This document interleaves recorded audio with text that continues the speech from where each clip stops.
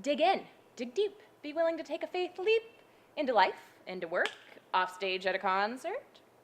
Seek to use the gifts he's given. By doing this, you honor him in the life you're living. Love the Lord with your heart, your mind, and your strength. Serve each other. Serve your mother, your brother, your sister, your cousin, your friend, your enemy, people you know, people you don't. Faith without works is dead. It will sink like lead. Be lifted up on wings and be blessed in what service in God's love brings. Wait, can it be? Get ready for this episode of WFET. Yo, yo, yo, yo.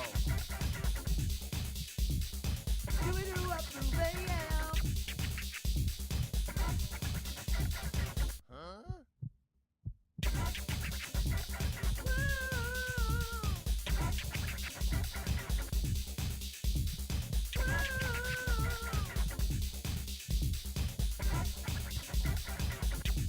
Yo, yo.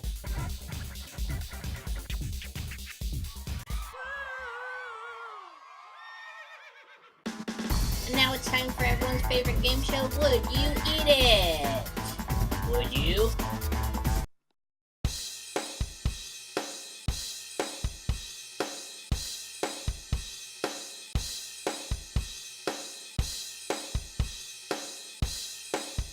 Yep, served with waddles and kidneys.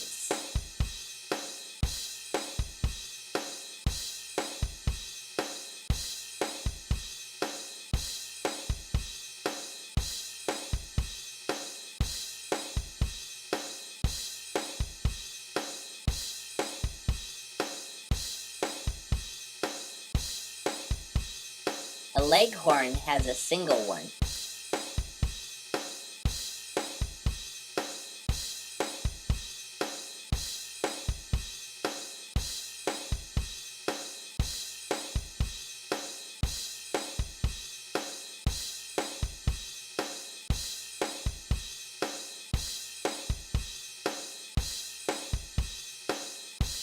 Don't brush your hair with this one.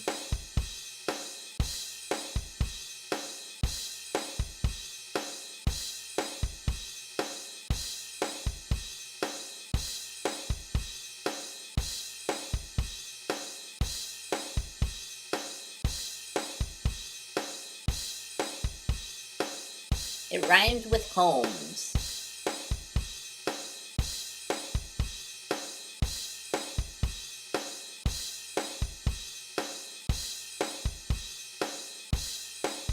Combs.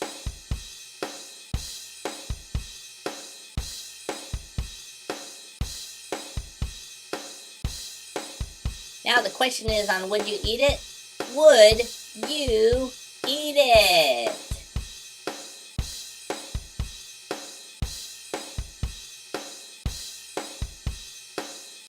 Hey, ladies and gentlemen, it's Little John from Big Al's Auto Mart / Chicken. You heard me right, ladies and gentlemen. I might be chopping car prices, but I'm also chopping chicken. Chop, chop. That's right, I know karate, and I know 3 other Japanese words too. You guys better watch out. I'm coming for you.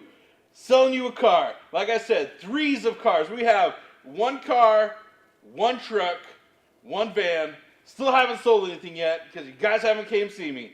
So come and see me today, ladies and gentlemen. But today, and today only, my wife is making chicken. So we're chopping chicken. That's right, you heard me right. My wife, because I do this out of my backyard.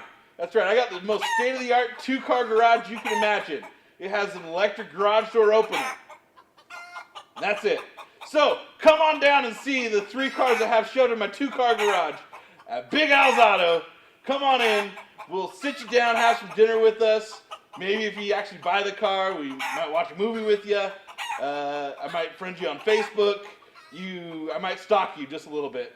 Not really though, because that would be mean. But like I said, no matter your age, come see me today. You'll be the coolest kid rolling into your school in either a car, a truck, or a minivan. If you want one of those 3, you'll be in one of those tonight, chopping it down. Ladies and gentlemen, Big Al's Auto, Little John. I will see you later.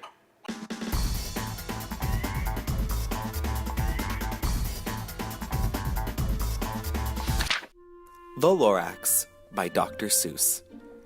At the far end of town where the grickle grass grows, and the wind smells slow and sour when it blows, and no birds ever sing excepting old crows, is the street of the lifted Lorax.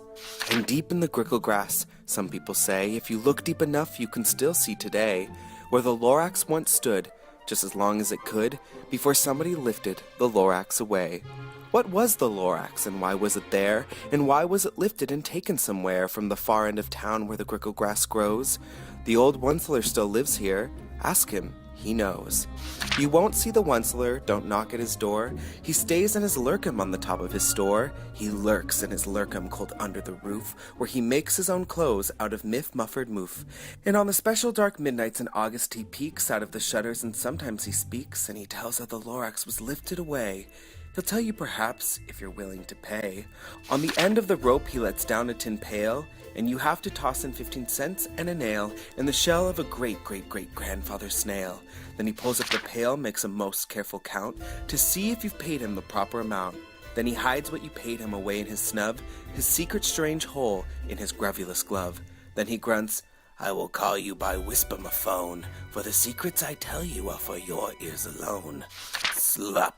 Down slaps the whisper-ma-phone to your ear, and the old Onceler's whispers are not very clear, since they have come down through a snurgly hose, and he sounds as if he had smallish bees up his nose. Now I tell you, he says, his teeth sounding gray, how the Lorax got lifted and taken away. It all started way back, such a long, long time back. Way back in the days when the grass was still green, and the pond was still wet, and the clouds were still clean, and the song of the swami swans rang out in space. One morning I came to this glorious place, and I first saw the trees, oh, the truffula trees, the bright-colored tufts of the truffula trees, mile after mile in the fresh morning breeze. And under the trees I saw the brown babaloots, frisking around in their babaloo suits as they played in the shade and ate truffula fruits. From the ripulous pond came the comfortable sound of the humming fish humming while splashing around. But those trees, oh, those trees, those truffula trees, all my life I'd been searching for trees such as these. The touch of their tufts was much softer than silk, and they had the sweet smell of fresh butterfly milk. I felt a great leaping of joy in my heart. I knew just what to do. I unloaded my cart, and in no time at all I had built a small shop. Then I chopped down a truffula tree with one chop, and with great skillful skill and with great speedy speed I took the soft tuft and I knitted a thneed. The instant I'd finished I heard a gazump. I looked. I saw something pop out of the stump. Of the tree I chopped down it was a sort of a man. Describe him? That's hard. I don't know if I can. He was shortish and oldish and brownish and mossy. He spoke with a voice that was sharpish and bossy. Mister, he said with a sawdusty sneeze, I am the Lorax. I speak for the trees. I speak for the trees, but the trees have no tongues. And I'm asking you, sir, at the top of my lungs. He was very upset as he shouted and puffed, What was that thing you made out of my truffula tuft? Look, Lorax, I said, there's no cause for alarm. I chopped just one tree. I'm doing no harm. I'm being quite useful. This thing is a thneed. A thneed's a fine something that all people need. It's a shirt, it's a sock, it's a glove, it's a hat. But it has other uses, yes, far beyond that. You can use it for carpets, for pillows, for sheets, or curtains, or covers, or bicycle seats. The Lorax said, Sir, you are crazy with greed. There is no one on earth who would buy that fool thneed. But the very next minute I proved he was wrong. For just that minute a chap came along, and he thought the thneed I had knitted was great. He happily bought it for 39.8. I laughed at the Lorax. You poor stupid guy. You never can tell what some people will buy. I repeat, cried the Lorax, I speak for the trees. I'm busy, I told him. Shut up if you please. I rushed across the room and in no time at all built a radio phone. I put in a quick call. I called my brothers, uncles, and aunts, and I said, Listen here, here's a wonderful chance for the whole Onceler family to get mighty rich. Get over here fast, take the road to North Nitch, turn left at Week Waven, shop right at South Stitch. And in no time at all, in the factory I built, the whole Once-a family was working full tilt. We were all knitting thneeds, just as busy as bees, to the sound of the chopping of truffula trees. Then, oh baby, oh, how my business did grow. Now chopping one tree at one time was too slow, so I quickly invented my super axe hacker, which whacked off 4 truffula trees at one smacker. We were making thneeds 4 times as fast as before, and that Lorax, he didn't show up anymore. But the next week he knocked on my new office door. He snapped, "I am the Lorax who speaks for the trees, which you seem to be chopping as fast as you please. But I'm also in charge of the brown Babaloots, who played in the shade in the Babaloot suits, and happily lived eating truffula fruits. Now, thanks to your hacking my trees to the ground, there's not enough truffula fruit to go round, and my poor Babaloots are all getting the crummies because they have gas and no food in their tummies. They loved living here, but I can't let them stay. They'll have to find food, and I hope that they may. Good luck, boys!" he cried, and then sent them away. I, the old ones, felt sad as I watched them all go. But business is business, and business must grow, regardless of crummies and tummies, you know. I meant no harm, I most truly did not, but I had to grow bigger, so bigger I got. I biggered my factory, I biggered my roads, I biggered my wagons, I biggered the loads. Of the thneeds I shipped out, I was shipping them forth, to the south, to the east, to the west, to the north. I went right on biggering, selling more thneeds, and I biggered my money, which everyone needs. Then again he came back. I was fixing some pipes, with that old nuisance Lorax came back with more gripes. "I am the Lorax!" He coughed and he whiffed. He sneezed and he snuffled, he snoggled, he sniffed. "What's the—" he cried with a cruffulous croak. "What's the— you're making such smokulous smoke! My poor swummy swans, why they can't sing a note. No one can sing who has smog in his throat." "And so," said the Lorax, "please, pardon my cough. They cannot live here, so I'm sending them off. Where will they go? I don't hopefully know. They may have to fly for a month or a year to escape the smog. You've smogged up in here. What's more," snapped the Lorax, his dander was up, "let me say a few words about the gluppity-glop. Your machine chugs on day and night without stop, making gluppity-glop a sloppity-slop. And what you do with this leftover goo, I'll show you, you dirty old one-cilla-man, you. You're glupping the pond where the hummingfish hum. No more can they hum, for the gills are all glummed. And I'm sending them off, though the future is dreary. They'll walk with their fins and get woefully weary in search of some water that isn't so smeary."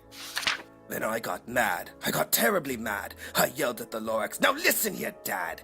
All you do is yap and say, bad, bad, bad, bad. Well, I have my rights, sir, and I'm telling you, I intend to go on doing just what I do. And for your information, you Lorax, I'm figuring on biggering and biggering and biggering and biggering, turning more truffula trees into thneeds, which everyone needs."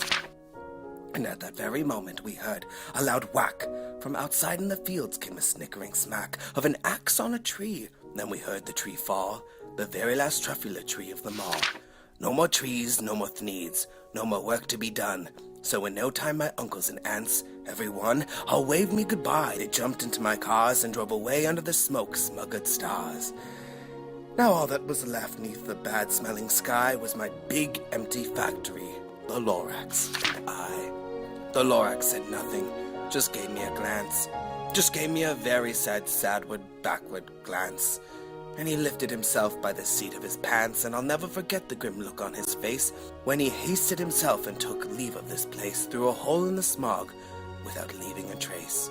And all that the Lorax left here in this mess was a small pile of rocks with one word: unless. Whatever that meant, well, I just couldn't guess. That was long, long ago, but each day since that day, I've sat here and worried away.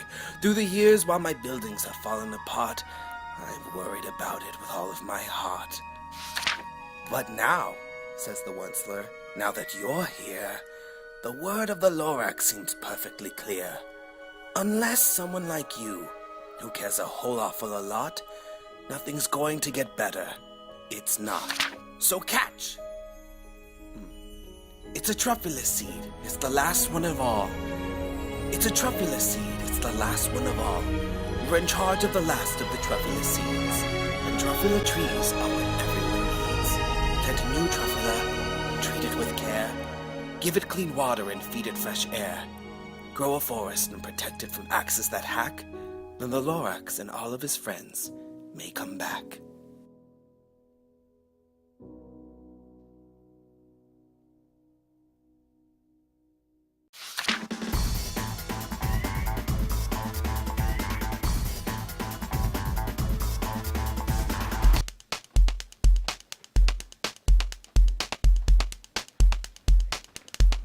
All right, everybody. Here at WFET, we've had some close calls. So today, we want to focus on safety first. So what we're going to do is we're going to make sure that we're all taped off, because Gary says he can juggle. Think he can juggle? I don't know if he can. What we're going to do today is we're going to see what kind of things you guys can choose for Gary to juggle. But before that, we're going to do today's Gotta Know It. It's an easy one, so let's see if you can handle it. All right? It says, serve each other, said your mother. Pretty easy, right? So, I want you guys to pick something. What do you think that Gary should juggle? I want to hear it. Let's hear it. How about we try first off with a saw? I think you can do that. Seems safe to me, but before he does that, I don't see any eye protection. Let's make sure that Gary's got his safety glasses on, because this could get crazy. Get those safety glasses out. Here we go. Okay, we got the glasses. We're gonna get a saw. Here it goes again. Serve each other, said your mother. All right. Oh boy. Maybe we should choose something different. What do you guys think that we should choose besides the saw, since he obviously cannot contain himself? How about a hammer? Let's go with a hammer. Got that? Oh boy. Got that hammer? So here we're going to say it again. Serve each other, said your mother. Now let's see if he can do it. Good thing he's got those glasses on. And awesome. Now don't forget, not just your mother said it, but God said it too. Here we go again. Serve each other, said your mother. Let's see if we can pick out something else for him to juggle. Let's see, what do you guys want to hear? What do you guys want to see? Oh boy. See, this is why we have the tape and the glasses. Make sure that nobody gets hurt here on WFET. How about a golf club? We can do a golf club. And here we go. Look at that. Look at that, everybody. Give Gary a round of applause. Hello. All right. One more time, as loud as you can. Serve each other, said your mother. What else should we try?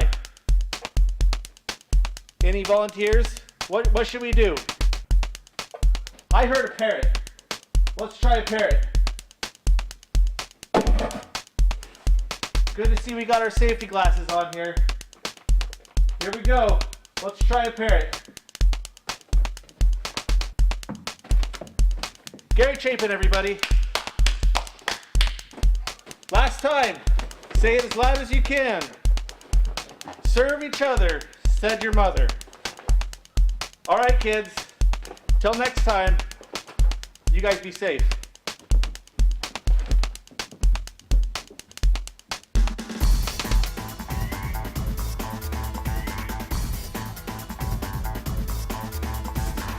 Hey kids, once again it's time for Ken's Joke of the Week. Do you know the difference between a guitar and a fish? You can tune a guitar.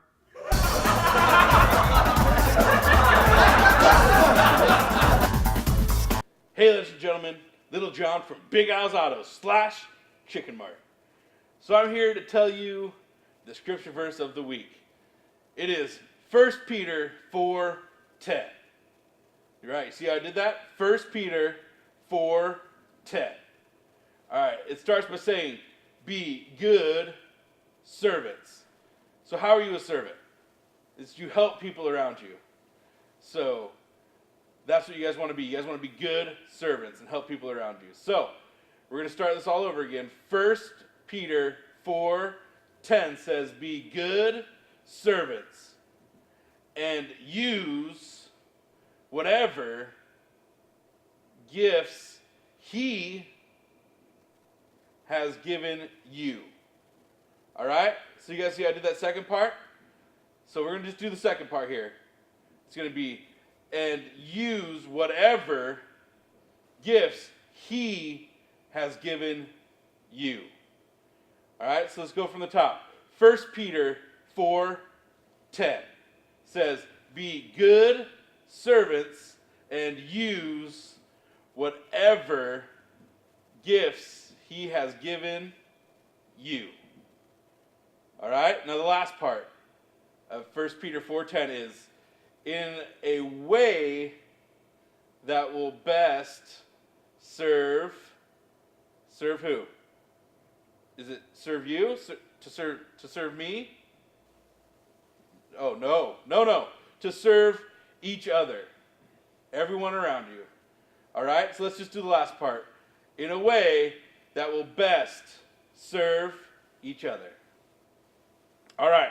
So get ready for this. Team leaders and everybody, pay attention. We're going to do it from the top. Here we go.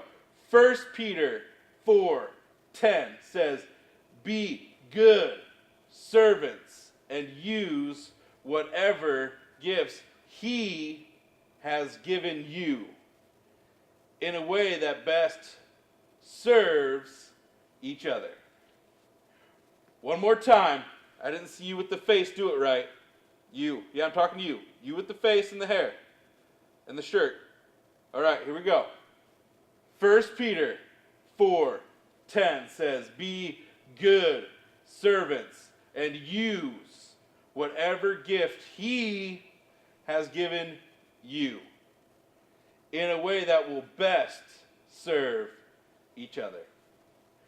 Ladies and gentlemen, Little John from Big Al's Auto, thank you and have a good week.